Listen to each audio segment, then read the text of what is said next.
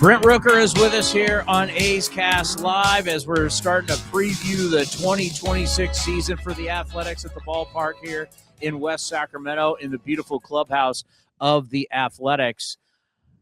You know, talking to you versus the other guys today, obviously your off season is very different, as we saw your two beautiful girls running around.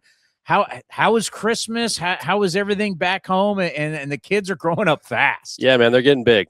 Christmas was crazy. The holidays were crazy, but they both had a blast. My oldest is a little over 4 now, so she was full on in Christmas mode, knew what was going on, excited, loved every second of it. And then my little one is about 17 months, so she's still a little young for it, but also had a blast. So they're wild and they're kind of all over the place, but it's made the offseason a lot of fun. It's going to be a great run. Like, you're going to have a great run for years to come. And the saddest thing is all of a sudden you'll be sitting there as a dad, as a girl dad myself, and Christmas is all of a sudden it's just about clothes. And you're like, where are the toys? Where's the Disney princess dresses? What happened to my little girls? Yeah, so enjoy Barbie everything. Dream House was our big one this year. Oh, that's a big one. That's a big one. Putting that together, it's a big It took deal. a little bit, but that was our big present this year, and she loved it. You know, I remember the first time I interviewed you, and it was down in Mesa, Arizona, where you were in make the club mode. And it was a decision that went down to the very end. And then we have talked every year about what it is like for you and how things have changed. The way you prepare, the way you mentally get ready now as the veteran guy, now as a 2-time All-Star, and how you've established yourself, no question, in Major League Baseball. What is we know the physical side, you're going to work out as much as anybody. What's the mental side getting ready, how different that is for you now versus what it was the first time we talked? Yeah, it's obviously a completely different mindset going into spring. And 3 full seasons in now, I know what I need to be ready from a physically, like you said, but then from a mental perspective, at bats, approaches, game planning, things like that. I know what it looks like, and I know what I need to get ready for the season. And then as I get older, I kind of take on a little bit different role too. These younger guys who are just kind of getting their feet wet and establishing themselves, on their own merit. It's trying to figure out how I can help them any way I can. It's trying to figure out how I can be the best leader in this room. Or how to be a leader in this locker room that kind of gives those younger guys what they need to have success too. So I enjoy that role. I embrace that role, and it's one that I look forward to doing. And I have, obviously we have a group of veterans this year who have been around and done it. And I think that's going to be a huge advantage for us, as well as a locker room full of young talent that I'd put up against anybody in the league.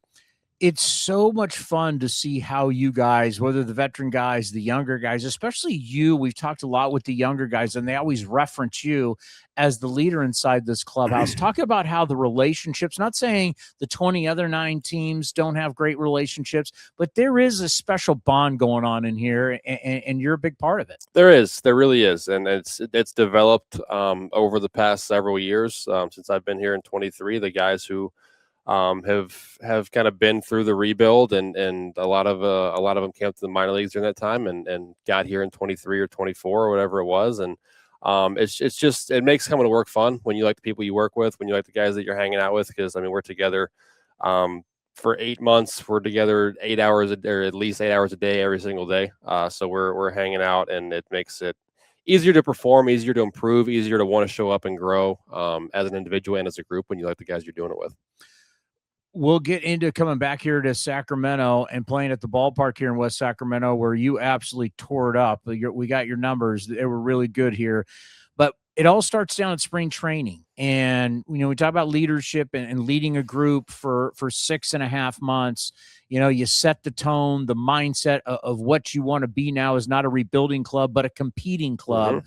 Have you thought about, the talks you may have, talking to Mark Kotze, the kind of tone that you guys want to set in spring, that it's different. It's now time to win. Yeah, that's exactly what you said is the tone that's going to be set from day one. We're going to walk in that clubhouse on February 16th, whatever it is, with the mindset that we're here to compete for division and to make the playoffs. And we have all the confidence in the world we can do that.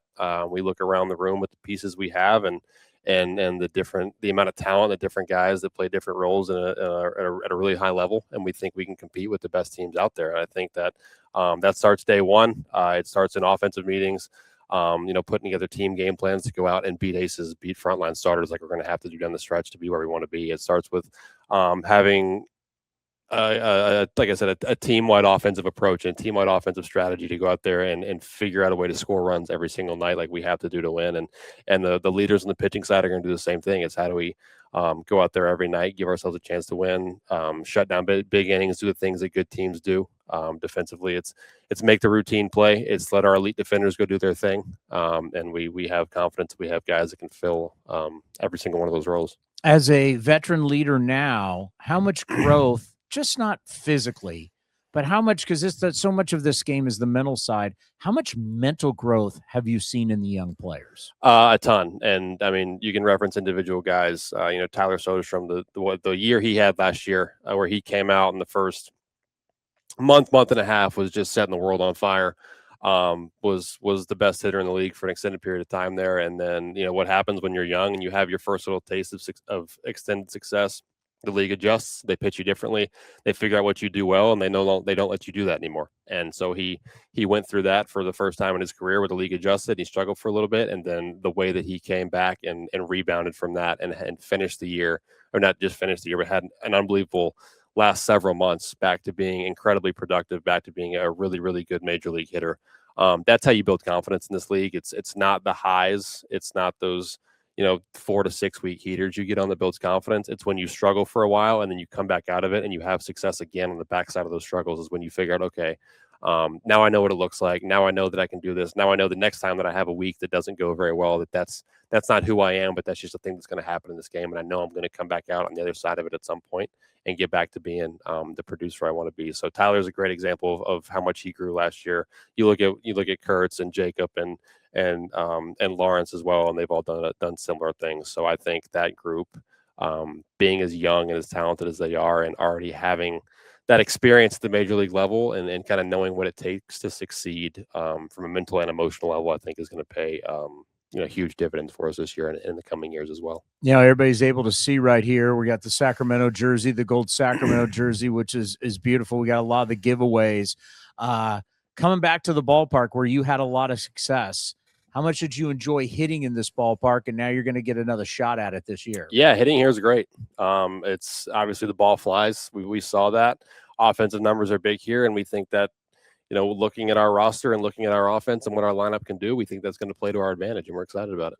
And when you talk about the kids, and I mean, obviously you've been in this community, been living in this community. When you think about during the season with the family is with you. Just the last couple of days, yesterday, today, tonight, just how nice is it to be back in the community and talking to the fans here in Sacramento? Yeah, it's one thing we've all been kind of universally impressed with since we got here last year is how much we've been embraced by the community here.